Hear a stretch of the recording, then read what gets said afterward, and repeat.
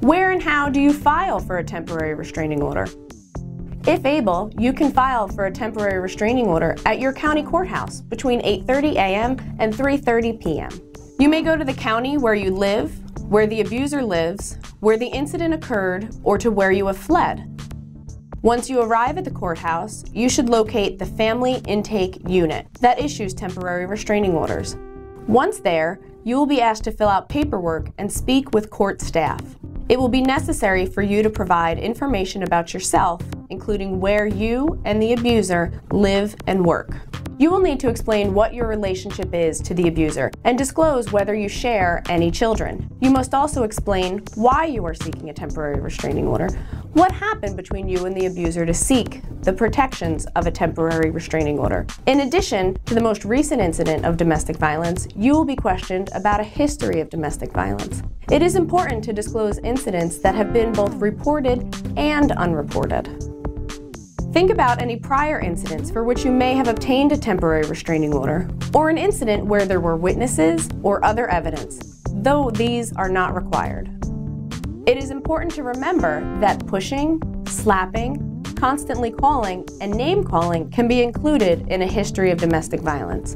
You will only be able to testify about incidents contained in your temporary restraining order, so it is important to be thorough in your order. At the time you file for a temporary restraining order, you can request possession of a shared residence, possession of a car, custody of shared children, or any other emergency support you need until a final hearing is scheduled. You should also tell the staff if the abuser possesses a weapon. A search warrant can be issued to remove possession of that weapon from the abuser.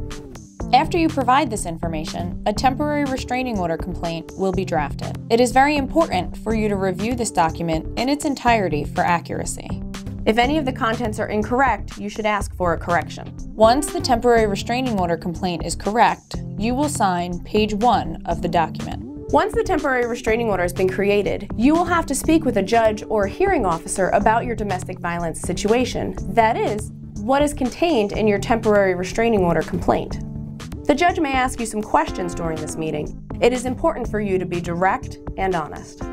If the judge determines you have a case for domestic violence, he will grant you a temporary restraining order that day. If you are denied a temporary restraining order from a domestic violence hearing officer, you may request an immediate appeal in front of a superior court judge. If you need more time to prepare your case, gather evidence, or find an attorney, you may request an adjournment of your case. That is, ask the court for a later court date so you have more time. You can do this either by calling the court before your scheduled date, or when you arrive for your court date, informing the sheriff's officer of your request when you check in. If you would like advice on a domestic violence situation, or have already obtained a temporary restraining order and would like assistance at the final restraining order hearing, you may be eligible for help from the Domestic Violence Representation Project at Legal Services of New Jersey. For more information, call 1-888-LSNJ-LAW.